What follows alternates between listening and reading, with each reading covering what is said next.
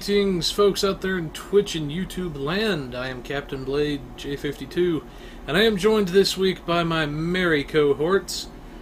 We have with us our resident RP hologram, who is also in the new ship, Artie. Hello. And slowly dragging up the rear, trying to get over here in her bug ship, is the teacher of the Kirby variety. Hello, hi, how you doing?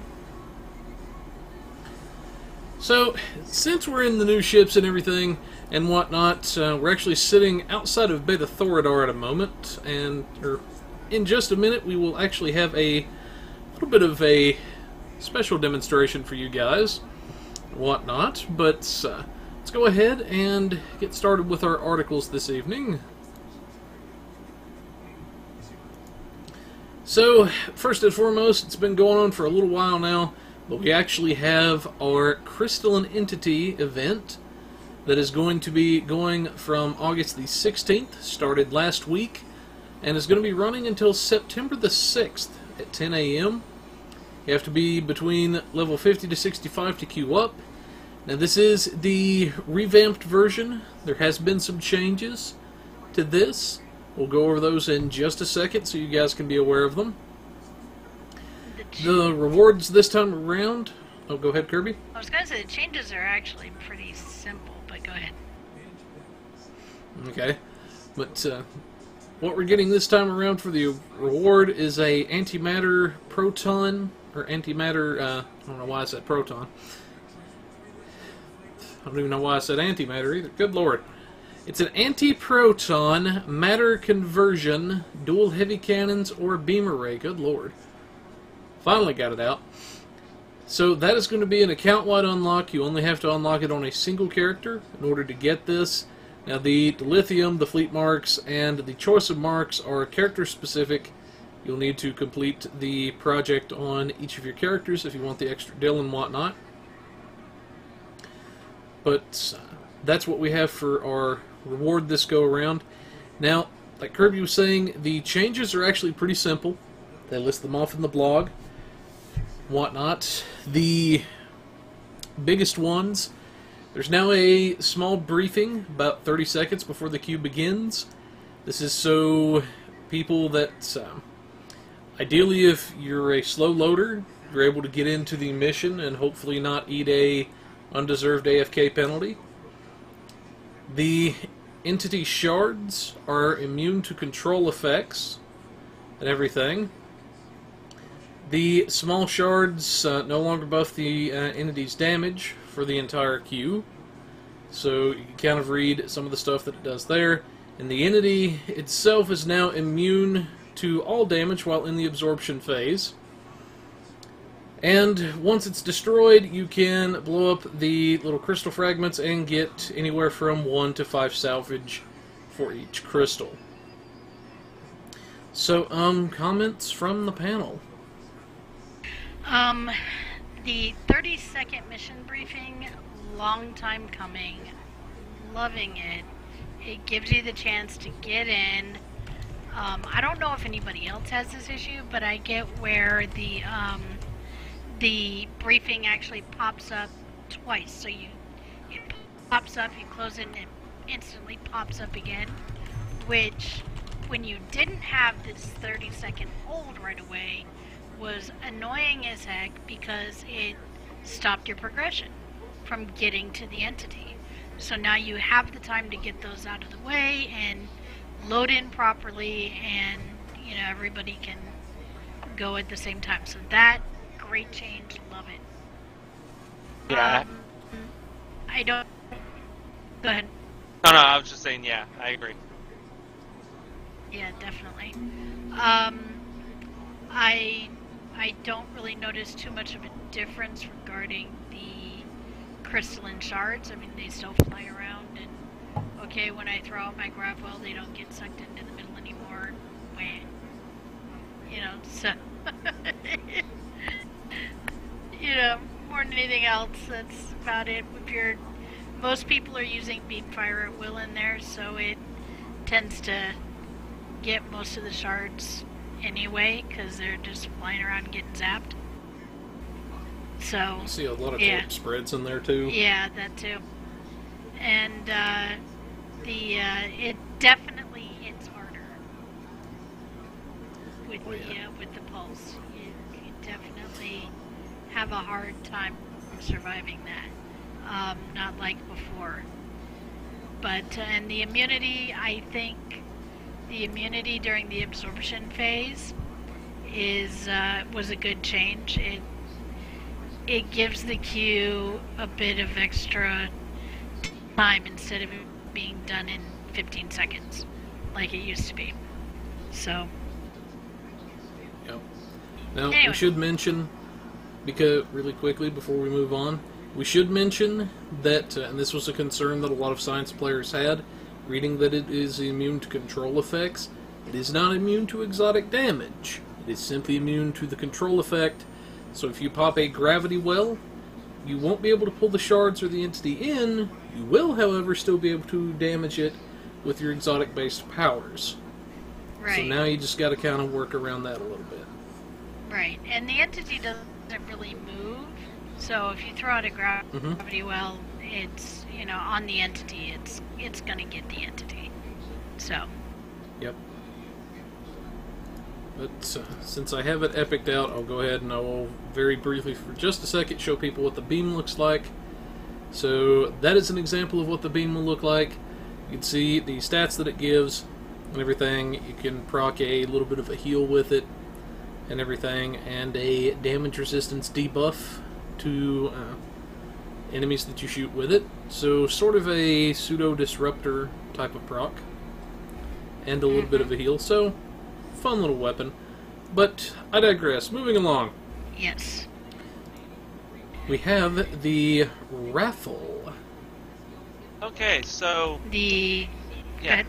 All right, so we have the Foundry challenge. The simple thing is that players go out into the Foundry, make a mission along a certain set of parameters, and they win a certain reward. For this time, it is a Tier 6 Infinity Promo Choice Pack, so you can probably get from that pack, if you win, one of the Herc Dreadnoughts, maybe one of the Temporal Light Cruisers, was it? The Constitution class, and various other vessels. The blog for what's in that list is in the blog here. But Folks should be able to see that on screen if you're right. looking at the camera.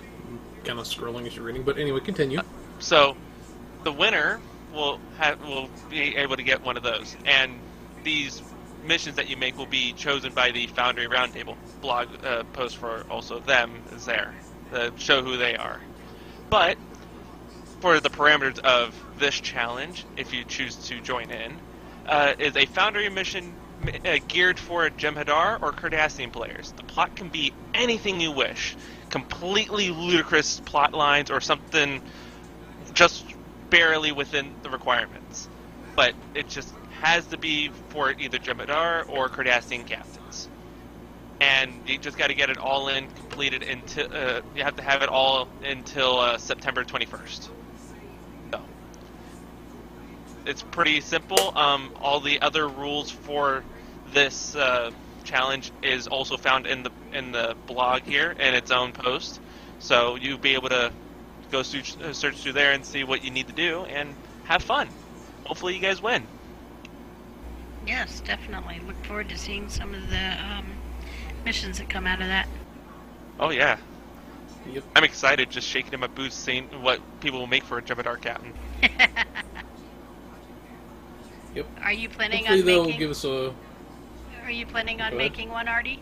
I was thinking about it, but a lot of the missions I have already are would be very cheaty, because all I have to do is just say, oh yeah, and this is geared for Jem'Hadar captains, and just change like 2 or 3 different aspects, and I don't want to seem very cheaty on that point.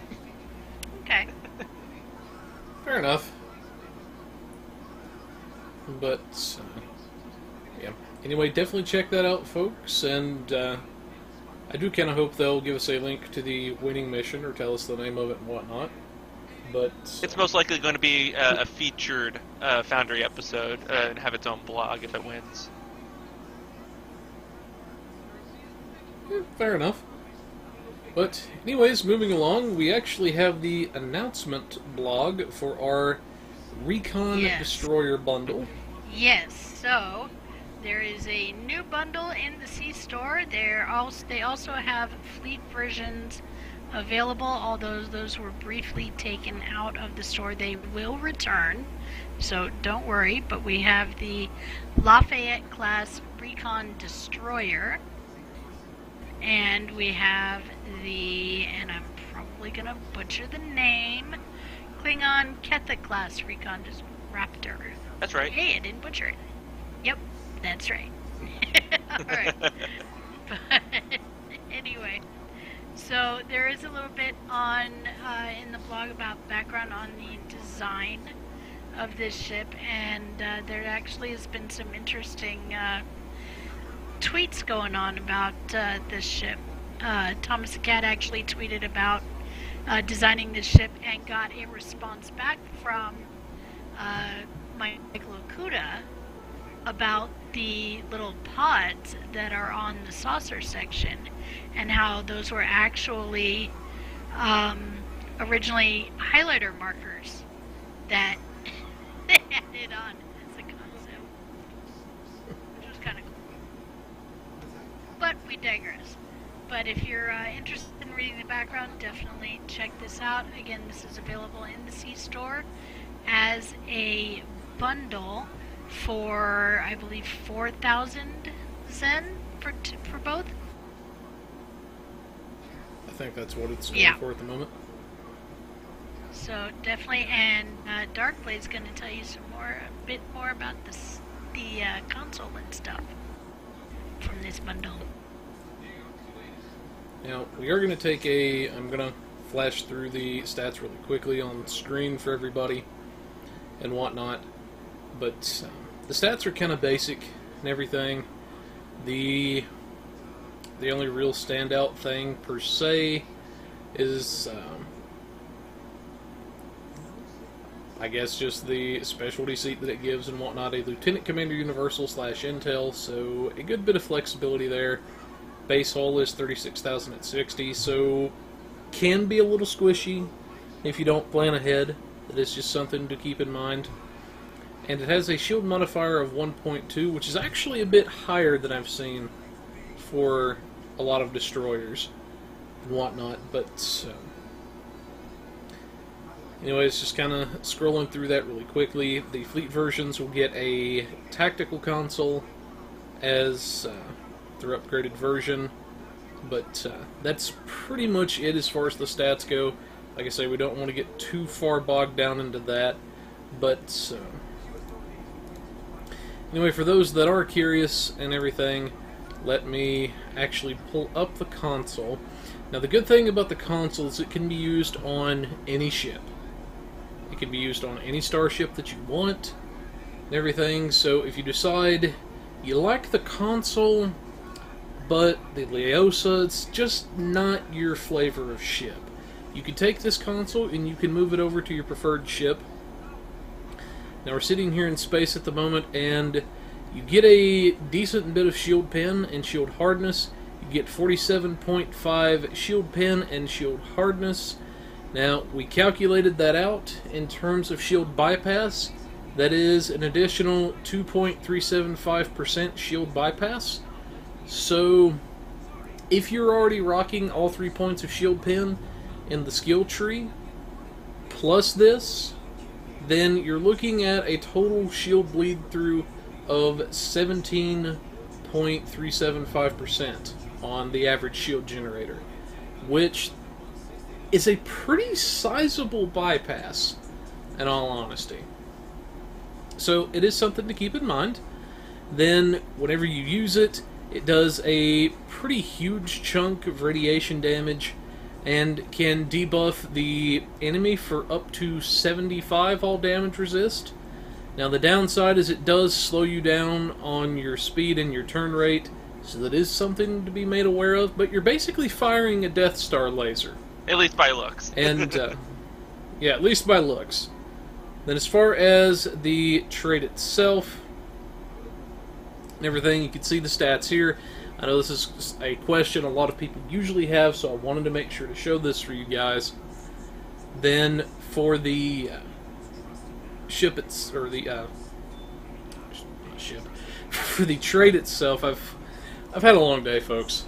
I've had a long day. That's all I can say. But when healing an ally or defeating a foe, you gain a 5% flight speed and turn rate buff to yourself, stacking up to 5 times with no maximum duration, so they do not expire. After 5 seconds, or 5 stacks, remove all stacks from self and apply Jubilant Cadence to team, which is 25% flight speed and turn rate for 10 seconds, and a 10% recharge time on buff powers. So this could potentially be a very nasty piece of work and everything. And because I guarantee somebody's going to ask and everything really quickly before I show you guys what the thing looks like, or the console, is the ship itself does not actually come with a slam shot magnetic artillery and everything. That's just the thing that I'm using, so it comes with the standard experimental weapon, because I guarantee somebody was going to ask about that. But I'm actually going to boop into Beta Thoradar really quickly and everything, so you guys can see what I mean when I say it fires a Death Star laser. Boop. I normally wouldn't do this, but why not have just a little bit of fun? But he's geeking out. He's been geeking out since he got it. It's a pretty cool effect, I have to say. Right, so I'm gonna grab all this guy, just right, and firing the console now.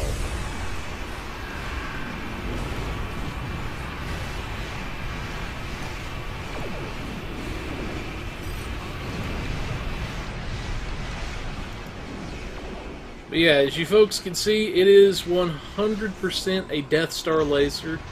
Just a fun little something I thought you guys might enjoy.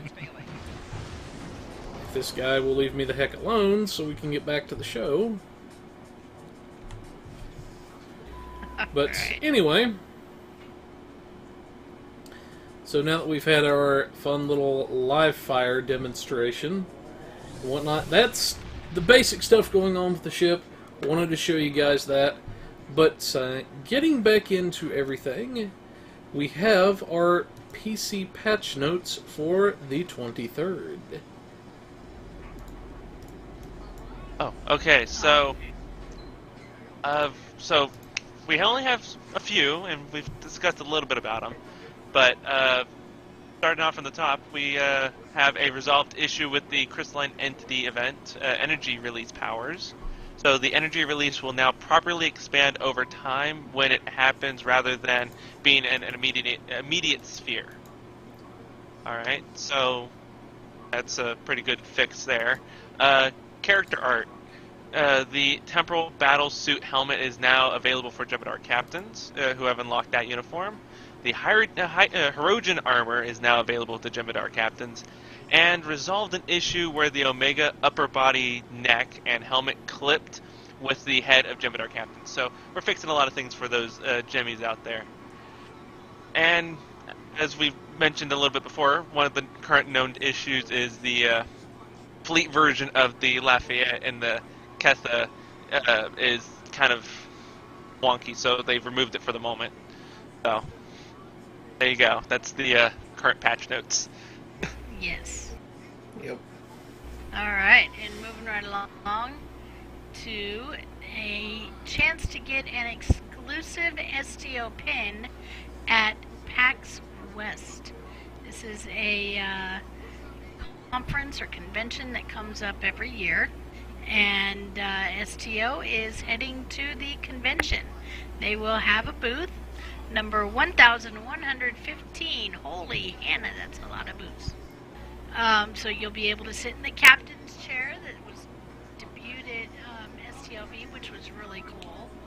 Okay, and of course they'll have their game memos, and you can get your share your email with PWE team and you'll earn a Victory is Life themed pin. And you can take a look. If you look at the blog, you can see the design. And there you go. So yeah,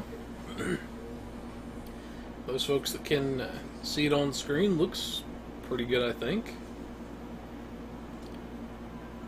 Yeah, definitely a good chance to get yourselves a pin. It's some really nice art. Looks pretty nice, yeah. You can see the Defiant, you can see Deep Space Nine, the comm badge. It's pretty cool. But anyways, feel free to check that out online and whatnot. Hopefully you guys get yourself a pin. But moving right along, we have a Keyring Bundle, which will be going on for a little bit for you console players. This is something that they roll out occasionally and everything, and I see they updated their graphic finally. A little bit. Yeah. But I know it bugged me too. Artie. Yeah. But anyway, so what makes this so special is it's basically a 20-pack of keys with a nice little goodie included, which is they've not updated the rank it goes to and the actual blog itself, which I think is kind of funny. But I know Kale's gonna want to murder me for pointing that one out. Yep. But all joking aside and everything, what makes this so special is it's a 20-pack of keys, and it comes with an Ultimate Tech upgrade. Now, what makes these so special is the fact that they take an item, no matter what rarity it is. It could be a Mark II White, for example, and it takes it straight to Mark 15 Epic at no dilithium cost. So this is something that you're not going to want to apply to just any item. You're going to want to apply it to something you know what you're going to get, or you know you're going to keep for a while, and everything. Because these upgrades are not exactly the cheapest to come by. Mm-hmm. But basically, you can only get them from the Keyring Bundle, and that costs $2,250. So, and you only get one with each bundle. Yep. So, if you were planning on buying at least 20 keys anyway, and everything, then go ahead, buy this Keyring Bundle, and get yourself a nice little tech upgrade in the process. So, it is a very nice little thing. Use it wisely. That's one bit of caution we can give. But and that sale will be going on until August 30th. So get out there and get those Keyring bundles. But moving along, we have another thing for you guys, and that is the Phoenix Prize Pack. Yes. Okay. So for the console, we have the Phoenix Prize Pack returning all the way up till August 30th. And if you guys have done this before, you know that you can get a special pack that has like previous event reputation rewards in it. So you can get like the Samsar Cruiser, the various Reivew ships from those events, and quite a few various other things, including tech upgrades later down the road. But what you do is you spend about 4,500 dilithium in the dilithium store. You get a Phoenix Prize Pack, or you can spend 40,000 and get 10 of them. And with this, you would get a token once you open it up, and from there you choose from the list corresponding with whatever token that you get. Anywhere between an epic token, which has the high-end tier 6 ships, ultra rare, rare, very rare, rare, and so on and so forth. The list of what's actually in each section is further down below, but I do want to point out that if you keep an eye on this, you can actually get a free one from what's the name of the Ferengi? I always forget the name.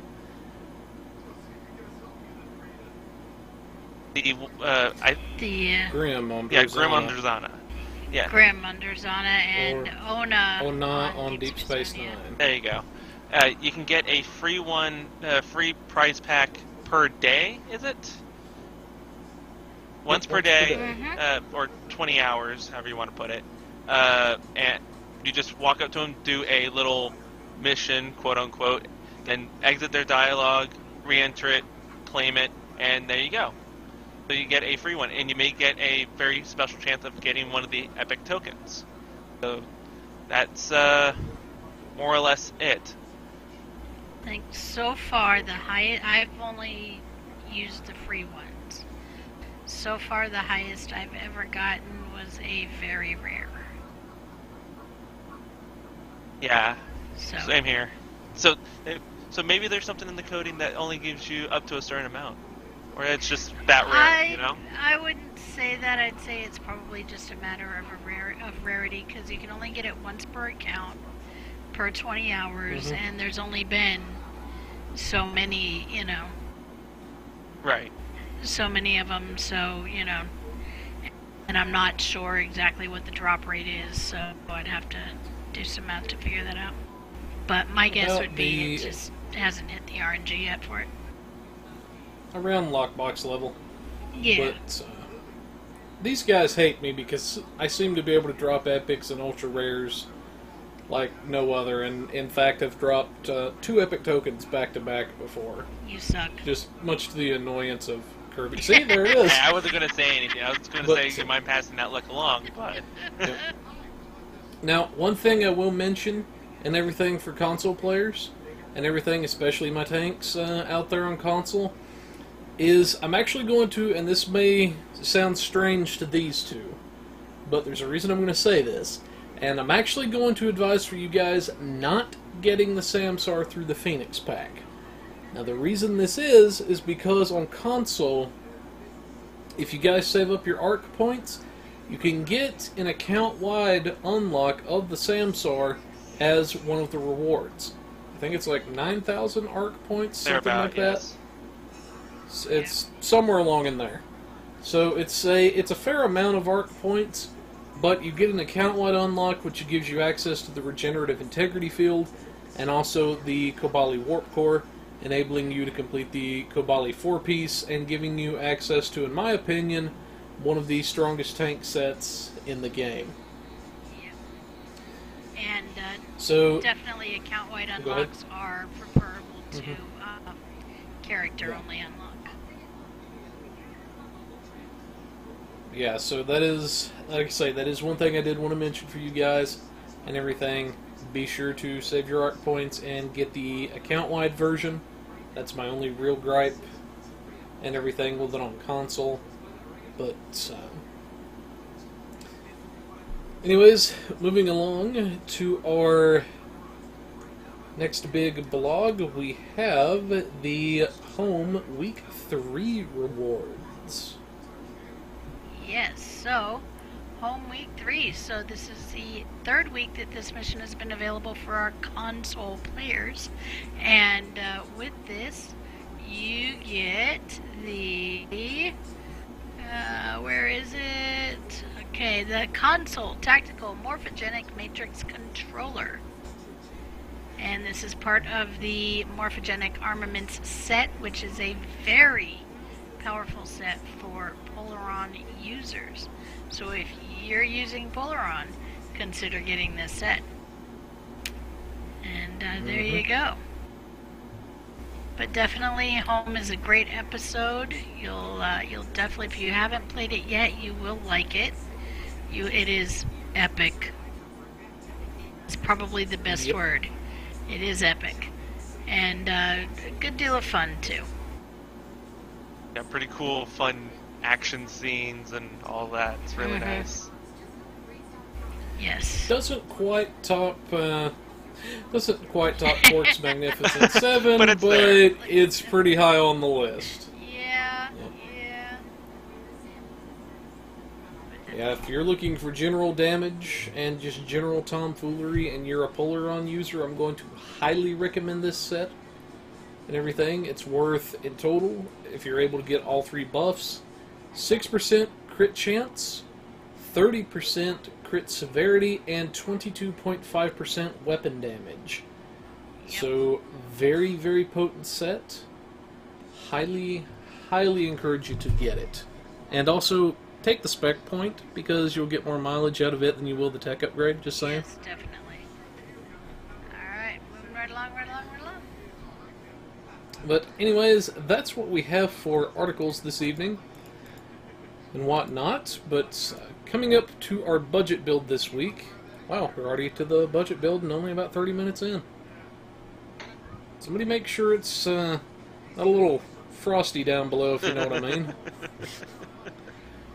But, No, it looks like it's only raining outside.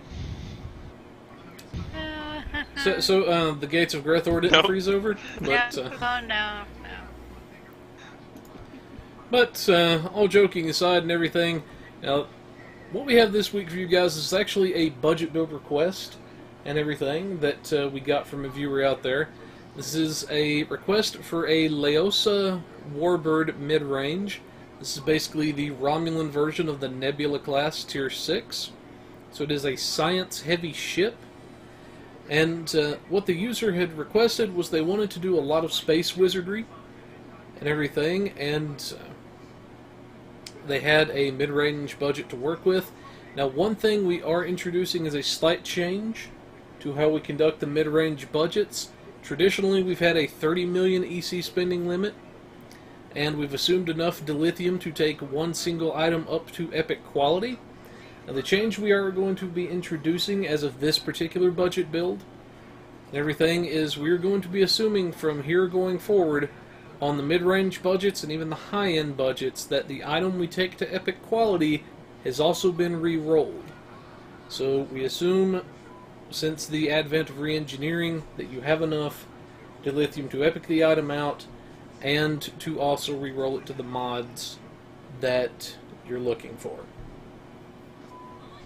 But with that out of the way, for our weapons and everything, we actually based this in Polaron, because there's some very nice buffs that we can cheese out of the various sets.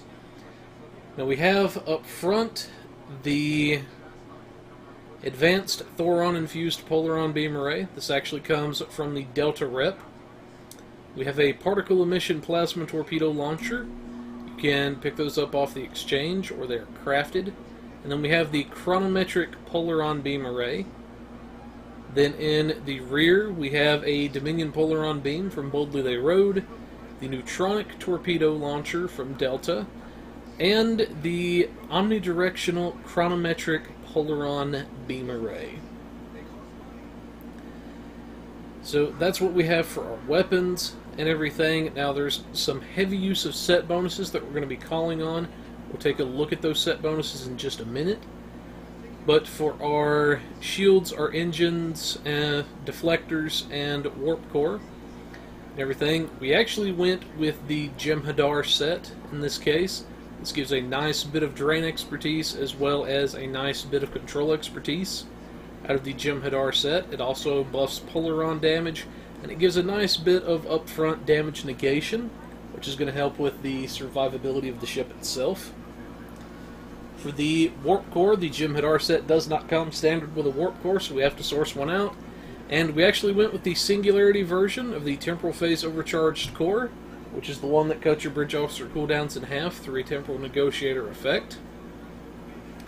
For our secondary deflector this evening, we assumed that this is what you epicked out and whatnot, and I believe, did I actually put the mods on this? I didn't actually throw the mods on here. Yeah, you didn't. So, but I'll have to update the notes, but the mods that you would be looking for would be a combination of Control X, Control Expertise, EPG, and SA plus damage. Yep. So basically that's going to let you choose the most out of your deflector and everything.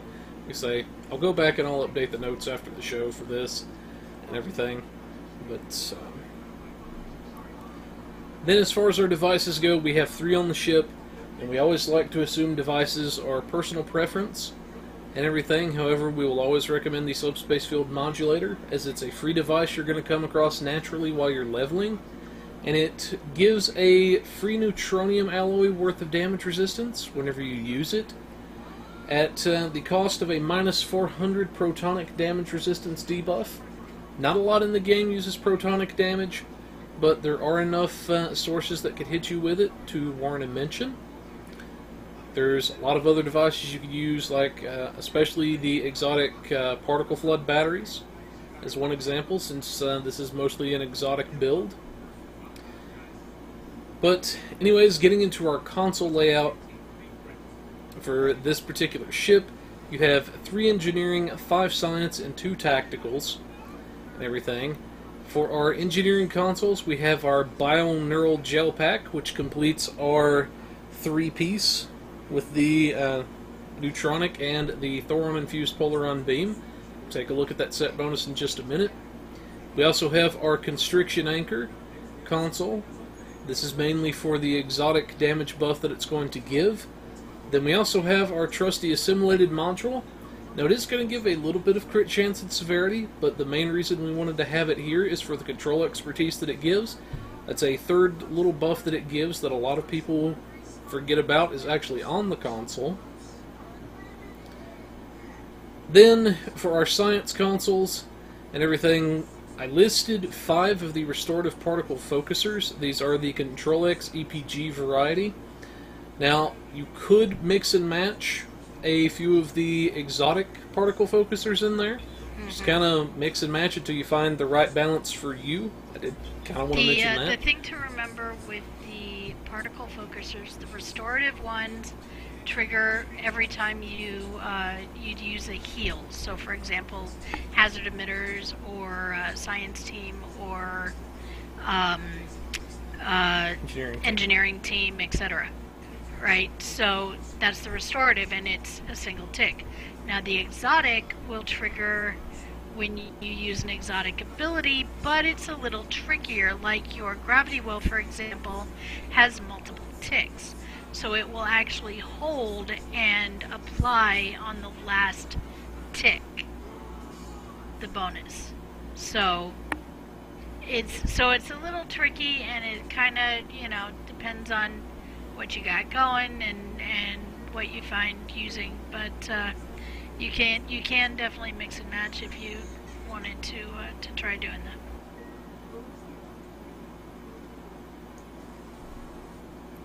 Yep, like I say, that is something that we did want to mention and everything, but anyways, as far as our tactical consoles go, we have our chronometric capacitor, which is going to give a little bit of control expertise, as well as rounding out our chronometric set, and we'll take a look at why we're using those set bonuses in just a moment. Then finally we have our Delphic Terror Generator, which gives a massive boost to exotic damage, as well as a nice side-based power. But that's what we have for our equipment. We'll take a really quick look in-game at the set bonuses. So, for our chronometric set, what you're actually going to get is the 2 set bonus is a little bit of a boost to your auxiliary power. Now, what makes the chronometric 3-piece so nasty is whenever you use it, you actually get a 28.5% exotic damage boost for 15 seconds, as well as an 18.4% energy weapon damage boost for 15 seconds. Now, those are pretty hefty bonuses, not something to be ignored, especially if you're running a exotic build. Then the next set bonuses are from our Jem'Hadar set.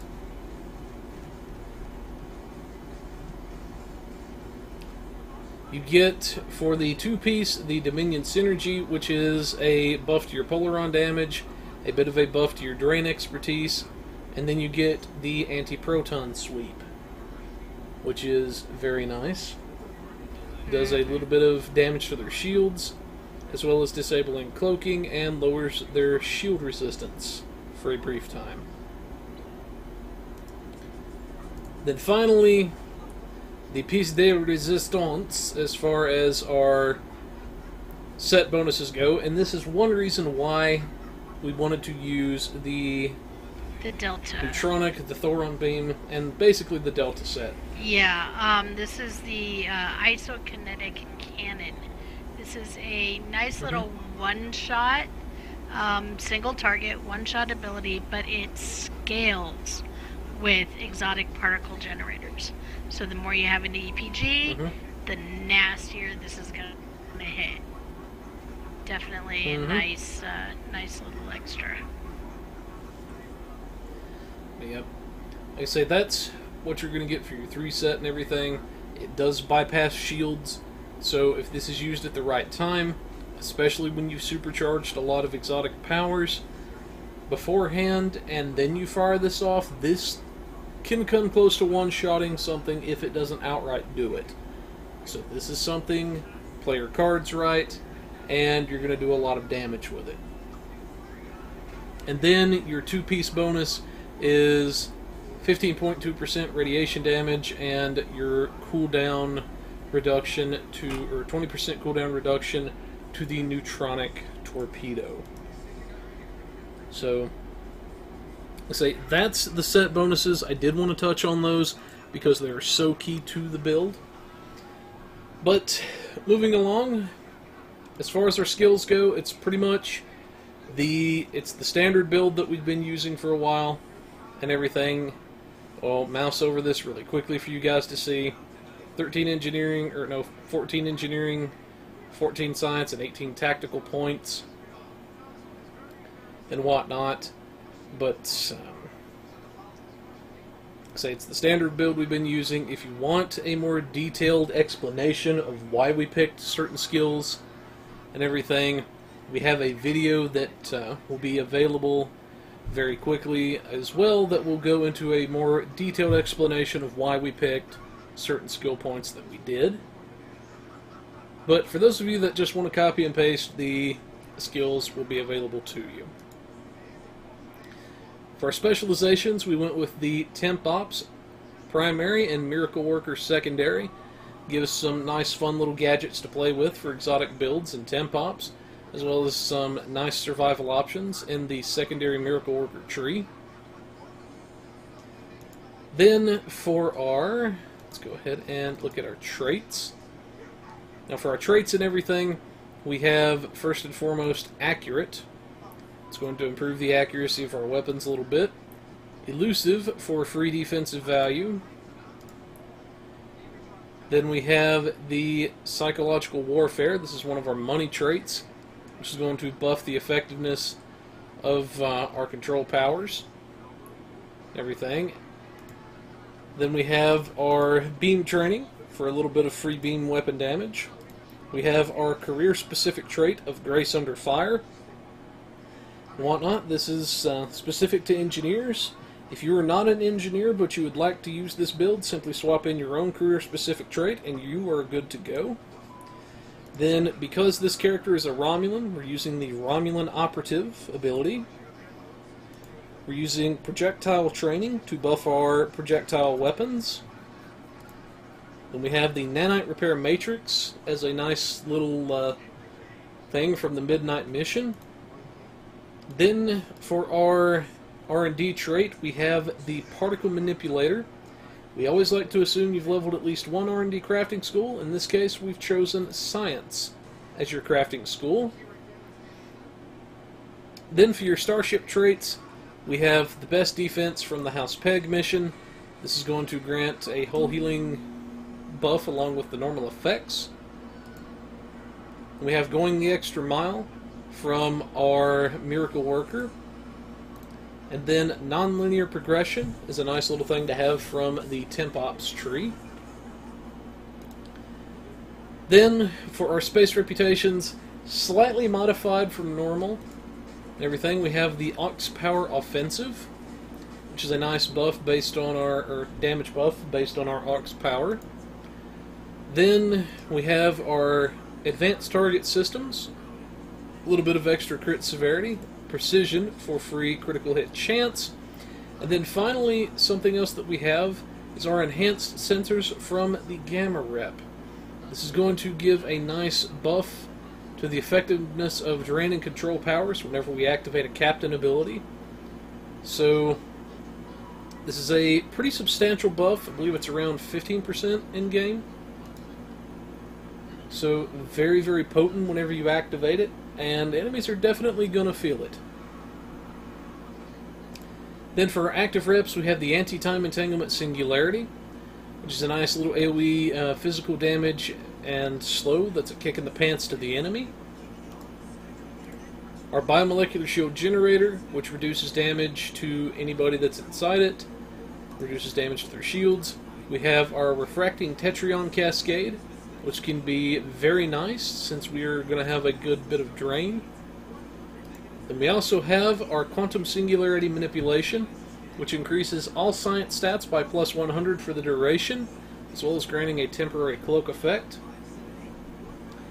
To get more bang for your buck, fire off your exotic buffs first, hit your Quantum Singularity Manipulation, fire off a Gravity Well, and then hit them with your Anti-Time, and you'll get a lot more bang for your buck that way. Taking a quick look at our Bridge Officer powers and everything for this particular ship, you can see we have a Lieutenant Commander Universal, Lieutenant Tactical, Lieutenant Commander Engineering / Temp Ops, Commander Science, and Ensign Science as our options here. So, for the Lieutenant Commander Universal, we decided to make this a tactical seat. We've given a tactical team a attack pattern beta and a Fall 3 to go with our beam weaponry. Then in our Lieutenant Tactical, we have a Torpedo Spread 1 and a duplicate of Fall, which is a Fall 2, which is going to allow us to enhance our weapons a little more and get more out of our Falls. Then for Lieutenant Commander Engineering / Temp Ops, we have our Engineering Team 1, our Reverse Shield Polarity 1 for a nice little recharge on the shields. And then, since most of our damage is going to be coming from our Science powers and Aux-based abilities, we have Emergency to Aux instead of our usual Emergency to Weapons. Then, for our Commander Science, we have Psi Team 1, nice little recharge to the shields, as well as purging certain debuffs like subnucleonic effects. Destabilized Resonance Beam, or Destabilizing Resonance Beam 1, nice little AoE kick in the pants and debuff to the enemy. Subspace Vortex 3, nice little AoE exotic damage power. Then finally we have our Gravwell 3. It sucks everything into one area and does buttloads of exotic damage. And then finally for our Ensign Science seat, we have our Hazard Emitters 1, which is a nice little heal over time effect. And also purchase certain things like the Borg Plasma Fire. But really quickly, as far as our costs went and everything, we used 25,150,000 EC, so have just a little bit of our 30 million EC budget left. Total amount of dilithium, you're looking at 72,500. So that's roughly 10 days build time, assuming only 1 toon's refining dilithium per day. The actual calculation was just barely over 9. So we assume in that case, if it's just barely over something, that it's the extra day anyway. But anyways, that's what we have for our budget build this evening and whatnot. But Kirby, really quickly, because from the way that it was described to me, I don't think this person does a lot of science, so would you like to give them a quick, very brief rundown on their buff powers? So, as far as, you mean like how you would activate or play the ship? Yes. So, just basically activating the buff powers. I would come up to a furball, I would hit my emergency power to Aux to boost up my Aux power, if it's available. Then I'd hit my Gravity Well, then I'd hit my Subspace Vortex, and then I would hit my Destabilizing Resonance And this, of course, I would target something that's right in the middle of a big group so that it sucks everything in. And then, so I would hit those 3, and then I would hit my Torp Spread 1 and fire off Pep Torp Spread. And then, of course, fire at will everything in sight at that point. But yeah. Yeah. So, very simple and everything, but did want to add that little tidbit and everything. And then for extra fun, Whatnot, because he does have the Delphic Tear generator, when he gets into within 5 kilometers of the group, anything left alive, he can hit that Delphic Tear and, pulse that out within 5 kilometers, of course. And then any really big targets he can hit with the with the isokinetic cannon. Yep. Yeah. But, anyways, that's what we have for our budget build and everything. Wanted to touch base on that really quickly. But, anyways, moving on to the bugs corner and whatnot. I don't really have the greatest amount of stuff this week and everything. A lot of what I have been testing I can't really discuss on air. But the one thing I can mention for you guys is with the Laeosa and the Keltha, I think that wasn't that the name of it? Kethla. For the Klingon ship. Now, there was a bit of a glitch on the back end, and they've had to temporarily remove the fleet versions. I can assure you guys they are indeed coming back. They're getting that ironed out on the back end, and then you guys will be able to get your fleet versions as normal. But, anyways, did you guys have anything really quickly? No. No, I broke his this week, surprisingly. Nothing worth mentioning. Most of my bugs are the ones that you can't talk about. I know, right? Yeah, that's true. But, as far as stuff goes that we can actually talk about on air, yeah, that's, that's pretty much it. But, anyways, coming up on our next segment of the evening, we have the Teacher's Corner. And what do you got for us this week? So, this week I have the current featured episode for consoles, Home. So, basically, I put up my playthrough of Home that I did, and walk you through it and show you the epic nature of the episode, and show you how it's done, at least how I did it. But yeah, so that's Teacher's Corner for this week. Yeah, sounds pretty cool. If you guys are looking for a playthrough, maybe you're kind of stuck, then I would advise checking out Teacher's video, and it should help you guys out. Yeah. But coming up on our final segment of the evening, we have the RP Corner with Artie, and what have you got for us this week, dude? Well, like I've been doing for the past few RP Corners this time, I'm doing a fleet recruitment bell ringing over here. So, as I've said once before, the Starfleet group, RP fleet called Outpost Zeta is still recruiting. I will link the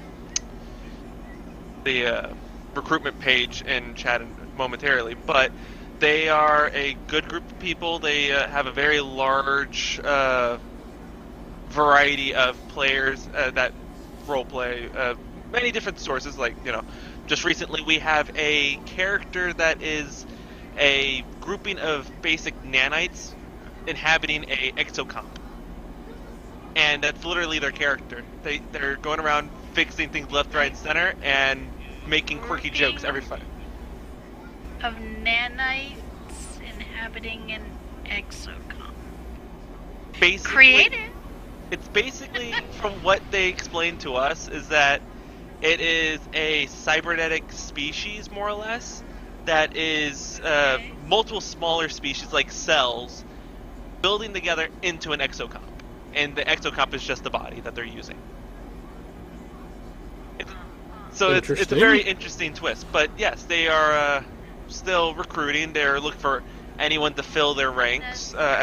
So yeah, there's the recruitment link. I was gonna raise the thing, but aren't exocomps considered sentient? This one was an empty one, or I'm not too sure on the details of the actual structure. The exocomp was given to us as reference. Apparently, it's shaped like one of the old the Star Cruisers, the Tier 4 Star Cruisers. Okay. Just a model size, basically. The exocomps could become sentient. They weren't necessarily guaranteed to become sentient. Okay, you got me there. But moving on to regular scheduled programming, besides me ranting about a fleet I'm with, I'm actually curious about the viewers out there. For this week, I'm actually giving you guys a suggestion to relay back to me for next week. With the new Lafayette ships and the Ketha province ships, whatever, out, I would like to see what role-play theories or situations you think a captain with this specific vessel, what they would possibly do with this ship. Like, in a situation like you would see, the Enterprise, one of the Enterprises, or, the Defiant or something, what would be the fleet role for this vessel? What would the captain of this ship do against the Herc, or in any of the situations that we see in STO on the grand scale? I would like to see what you guys come up with. Totally throw out your fan theories out there too. I'm totally happy to see what you come up with. I'm really excited about these ships. Yeah. Definitely can't wait to see what people come up with. Nor can I will say, if you are going to drop the line into that, it's easier to do a comment on the YouTube video when we post it up. So that would be easier for us. Yes, most definitely. But anyways, that concludes our show for this evening and whatnot. Hopefully you guys have found everything informative and everything. But anyways, before we head out, a shout out to our good friends over at the Temporal Armada. Be sure to check out their radio program. They have usually some pretty interesting stuff going on. Also, shout out to our other good friends over at the Kurtang Pirate Radio. The party is there. But in addition to this, if you guys have any requests for a budget build, feel free to let us know. As you guys can see, we do take requests and everything. Maybe you want a bare bones type of budget. Maybe you're looking for a mid-range or even a more high-end type of budget and everything. Let us know, hey, this is the ship I'm looking for. This is what I want to do. I want to be a tank or a Psi Wizard or whatever it is. We'll see about hooking you up with a build and everything. Let us know your budget as well. If you think that your gear and your setup is in order and maybe you just need to work on your piloting a little bit, feel free to submit us a brief little video clip of your piloting and how you're currently flying in an ISA or whatever map and everything, so we can kind of see where you're at and offer tips and everything to improve. After all, we are the Pilot Review Show. Finally, if you have any bugs, everything going on weird in the game that should not be going on and everything, feel free to let me know. And everything, let one of these screwballs know. We'll be sure to pass it along to the devs to get it fixed. And everything, if you've got any requests for the Teacher's Corner, feel free to let her know. And everything, she does take requests. Yes, whatnot. Maybe you're stuck in a particular part of the game or whatever it is, and she may just do a video over your topic. If you got anything for the RP Corner, maybe there's a specific type of topic you're not really sure how to approach and everything, or whatever it is, feel free to submit that to Artie, and he may just talk about your topic on air. Yeah, like will be next week if there's suggestions. Indeed, so get him those suggestions, folks, because I'm kind of curious what y'all are going to come up with myself. But anyways, folks, that's our show for this week and whatnot. Hopefully you guys have enjoyed it and everything. Thanks for tuning in. And as always, folks, this is the Pilot Review Show reminding you to have your tribbles spayed or neutered. Goodbye, everybody. See ya.